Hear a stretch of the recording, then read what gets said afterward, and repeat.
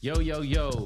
What's up, ladies and gentlemen? It is the King and I Life podcast, hosted by myself, Soul Toucha the Poet, and my brother in his house. Son Soul Lex. Yo, yo, yo. Phoenix is with us somewhere in digital or audio spirit, but we going to hold it down. Son Soul Lex, what we going to talk about tonight? Yes, sir. Yes, sir. So there was a recent situation that happened in a club in Atlanta. I'm not sure if anyone's seen it or not, but we had two indigenous brothers, one light skin, one dark skin, get into it where one of them kissed the other one and then pulled out his gat and start firing. So, the topic we're going to be talking about tonight is personal security, home security, and on your person. What do you think is the best way to protect yourself? But before we get into that, yo, check us out on whatever podcast platform you subscribe to. Hit us up on all them social media platforms. King and I Life Podcast, hashtag King and I Life Podcast. So damn, tongue tied again. Son So Lex, where else can they find us, man? Yes, sir. You guys can find us on Amazon. We are now on Apple. You guys can also hit us up on Facebook, Twitter, Instagram. What else we got going on? You can hit us up on what is it? What is it? What is it? What is it? You guys can hit us up at our email at KINGANDEYE369 at gmail.com. Again, that's KingandI369 at gmail.com. If you have any topics you want us to discuss, if you want to come on to the show and, chop it up with us on any particular topic you choose, let us know. Let's chop it up. We're going to get the intro together. Yes. That intro seems to be our Achilles heel, so to speak. Yes, it does. But yeah, man. So let's get in into this conversation and why we are chopping this up per se. Yes. So the thing about it is this, right? We all know that the times we're living in right now are kind of strange, to say the least. It's come to a point where more and more incidences are happening where clubs are being shot up, schools are being shot up, churches are being shot up. I mean, the list goes on and on. So I think that people really should take it very seriously when it comes down to their own personal safety and what measures need to be taken, to ensure that you are the one that goes home at the end of the night.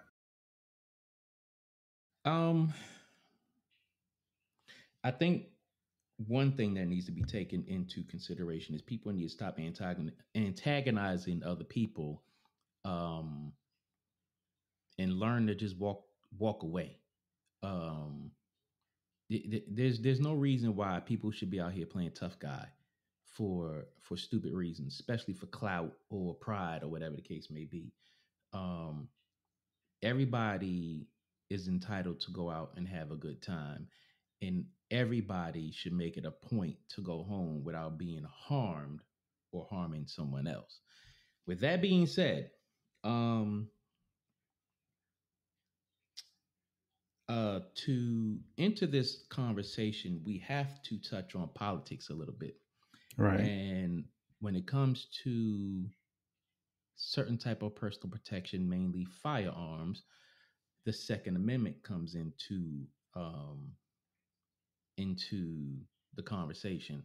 My thing about that is, I think everyone who can legally own a firearm should go out, get training, get whatever licenses are required in their state to purchase a firearm,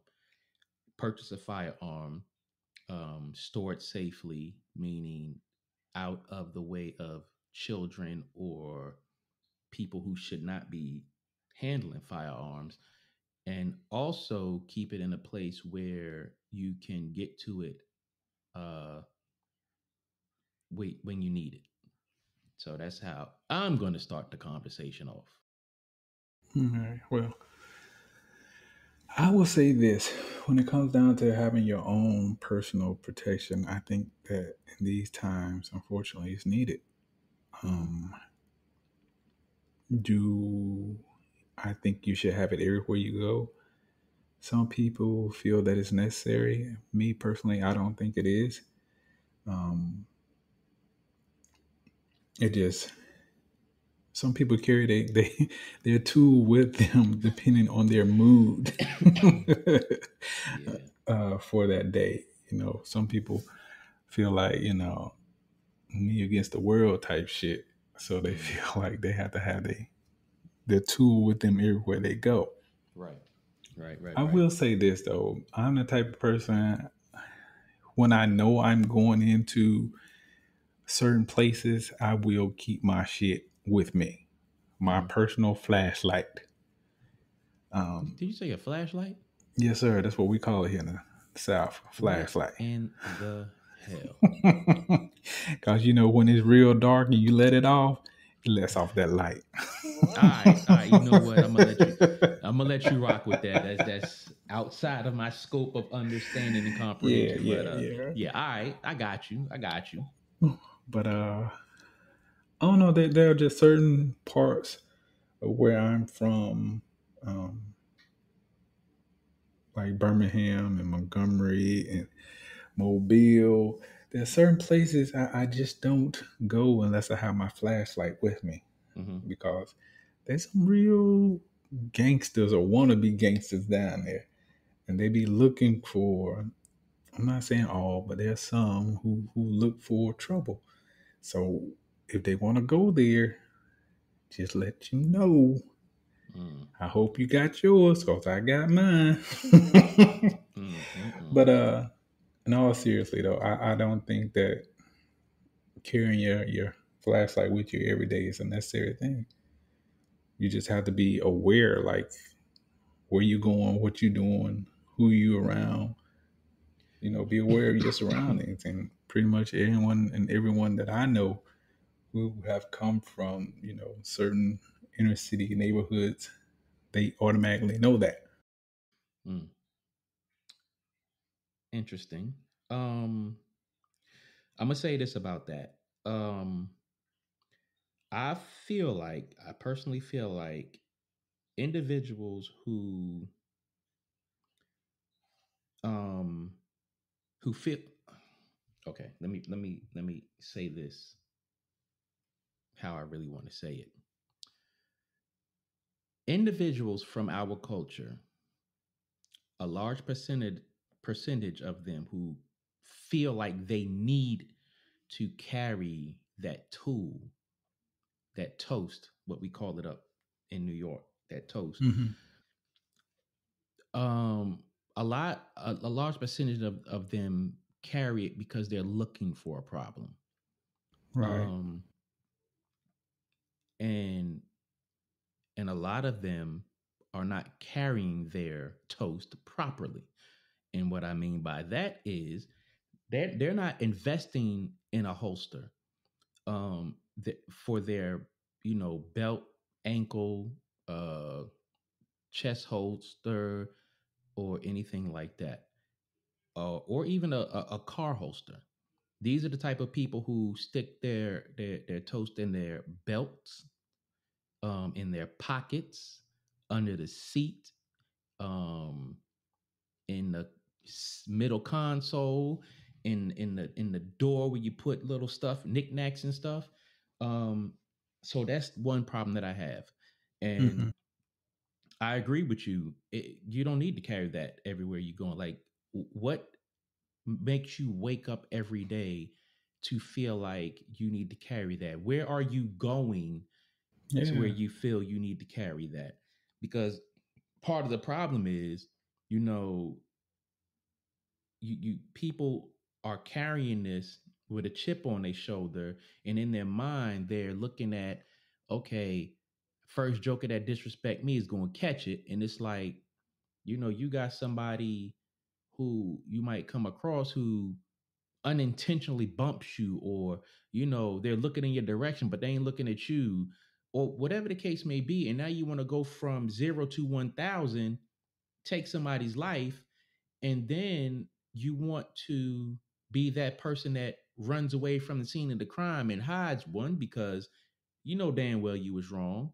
Two, that firearm is probably dirty. Um, you probably didn't obtain it legally. It probably got some bodies on it because you bought it for $50 from somebody else. It's a whole bunch of reasons. But my thing is this: as you said, you don't need to carry it everywhere. Um, you know, and everywhere does not have the same gun carrying laws. Like Florida, I'm sure you can carry. I don't know if you need a permit or anything down there. I don't know how it is in Alabama, but I'm pretty sure it gets easier to carry. Up here in Maryland, it's damn near impossible to get a concealed carry permit for the average civilian. I mean, the thing about it is here in Florida, you definitely, just to be on the safe side, go and get that permit. Mm-hmm. Um, in Alabama, same thing, go and get your permit. It's easier for certain individuals to um, be out in the open with Mm-hmm. weapons, whereas opposed to other people, somebody calling the goddamn cops. Right. But my thing is this again, out of 6 months, I might have my flashlight with me 4 or 5 times. Mm-hmm. You said out of six And months? out of 6 months. Okay. Because the thing about it again is when I go to visit some of my relatives who might not live on the best side of the tracks, Mm-hmm. um, I already know what it is. Right. I already know that there's some real fools out there Mm-hmm. who, like we said, want a problem even though there is no problem. Right. So I was always taught, don't pull it unless you plan on using it. Right. So um, and thank God I've never had a situation where I actually had to pull my gun in the instance of actually going to shoot someone. Mm. Now I had to pull my gun to let a motherfucker know I'm not playing with you. If you want to go there, just know I'm willing to go there with you.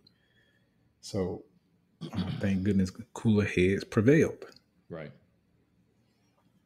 But it's not something at this age I'm really wanting to do because I feel like, I'm old school. We can goddamn fight it out with these two damn knuckles, do a little square dance. You Mm-hmm. whoop my ass, you the better man this day. I whoop your ass, I'm the better man this day. Mm-hmm. Bygones are bygones, you going by your way and I going by mine. But Right. um, I don't know, some people just scary like that, you know what I'm saying? They don't feel like they they have all their necessary um, wits about them if they don't carry. Right. And I Right. get it.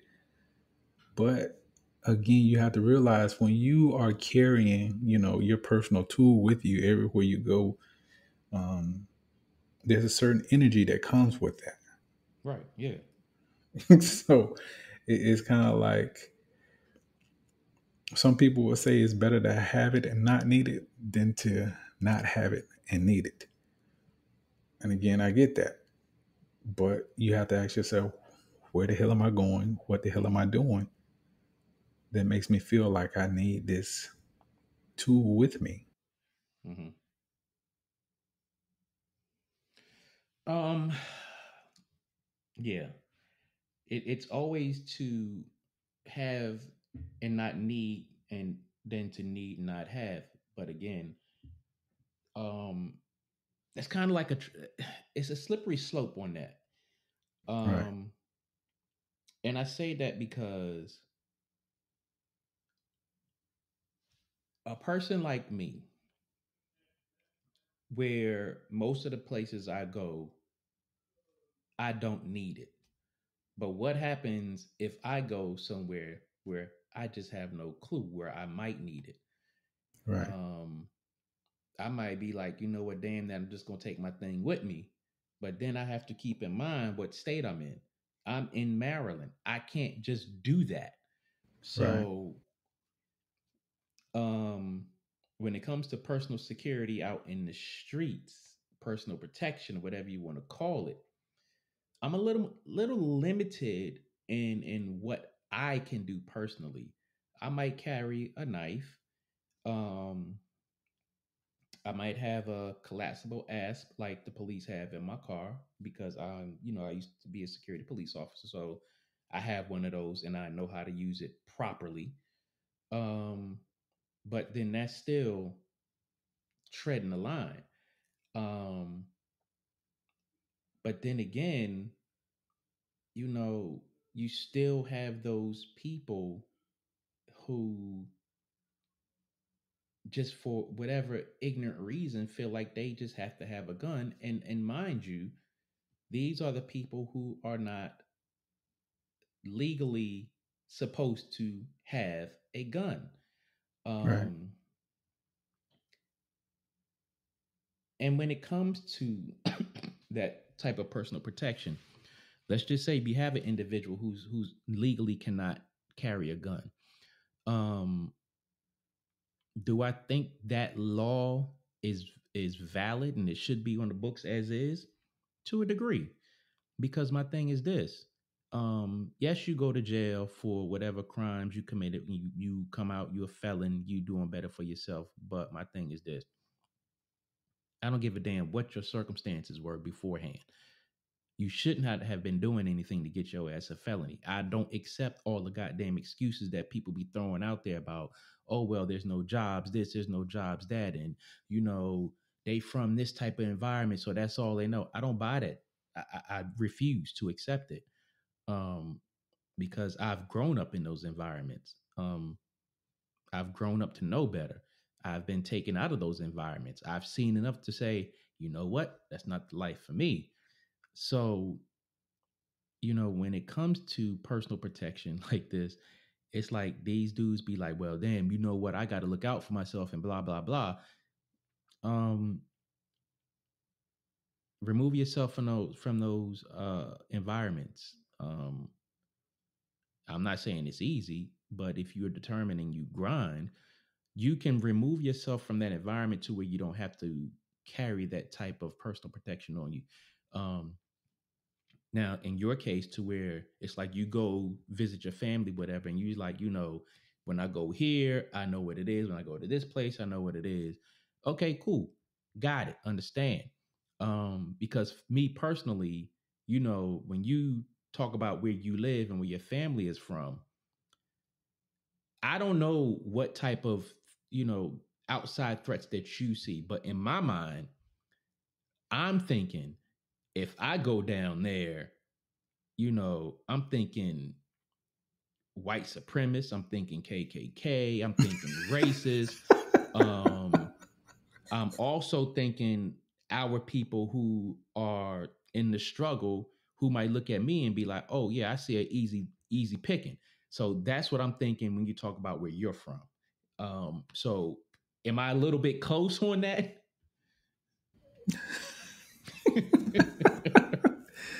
It's funny.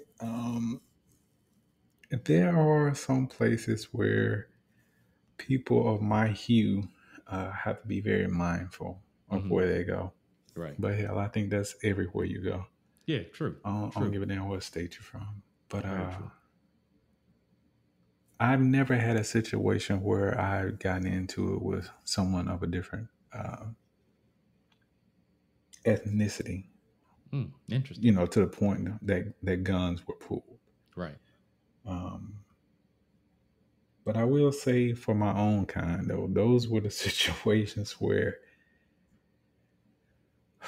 unfortunately, uh, everybody won't walk around with their damn chest out, Mm. like they damn Superman, and they claim they hard as hell, but when they see them blueberries come through, then they They turn into scatter like damn. roaches. Yeah, that right there. But I would say for the most part, again, I'm talking about my personal experiences of like with dealing with some of my relatives who live on um, the darker side of the tracks. Mm-hmm. Um, I've never had a situation where I felt like I just had to prove something, Right. Yeah. meaning by having my tool with me. It's never that. It was always, or it's always, um, just in case. Mm-hmm. And I've never gone to a relative's house where um, me or one of their homeboys or somebody just walking up the street, you know, felt like they wanted an issue or anything like that. I think when I was younger, though, I was a hothead. Mm-hmm. I'll admit that I had a real quick temper. And my mom was the guiding light that helped me through that time because she was like, you don't need to carry that everywhere you go. And I'm like, fuck that. I'm taking my with me.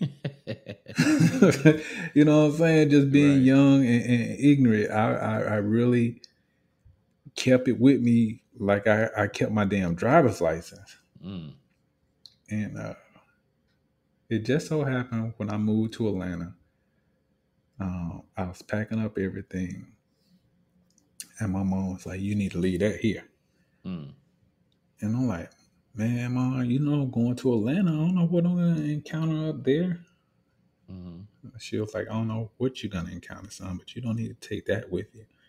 So I left my gun, and that's probably the best thing I could have done at that point because I ran into some some real knuckleheads, Oh and it wow. probably wouldn't have been nice for them had I had my tool with me. Mm. But I don't know. At this stage in life, I really, like I say, it's very rare that I even touch that thing. Mm.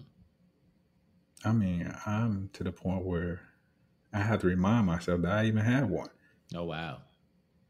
So again, when I'm going through situations where I'm in a deep south, Mm-hmm.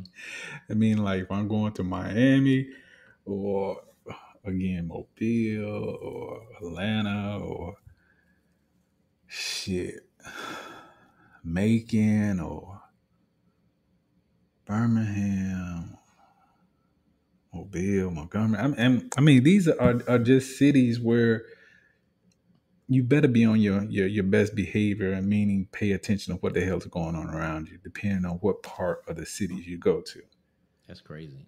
And with Mobile, my grandmother still has a house in Pritchard, and anyone who knows Mobile know that Pritchard is definitely not the place that you go to play around. Mm. Right? There are literally parts. If you don't know anybody there, don't freaking go there That at bad. all. Yeah, Wow. but I don't know. It's just one of those things you really have to be mindful of what it is you're doing when you take one of those out. Right. Again, for me, it's just personal protection. What if? Yeah. What if? What if? Because I've been in Mobile one time and I just pulled into a gas station and I was getting to go in. No, my phone rang, so I pulled over. And when I got off the phone, I was gonna go in and get me something to drink. Next thing I know, goddamn shots start ringing out and shit. And talk about somebody that got out there fast. Wow. I had a sports car too. Mm. I just didn't know what I saw. One guy pull his shit, and then another guy looked like he was going to the car to get his shit.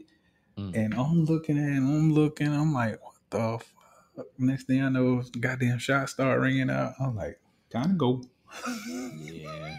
Yeah. Yeah. Yeah. Oh I'm like, man. as long as you ain't shooting at me, bro, we ain't got True no that. problem. Right. I Right. ain't Right. trying to be a witness to shit either.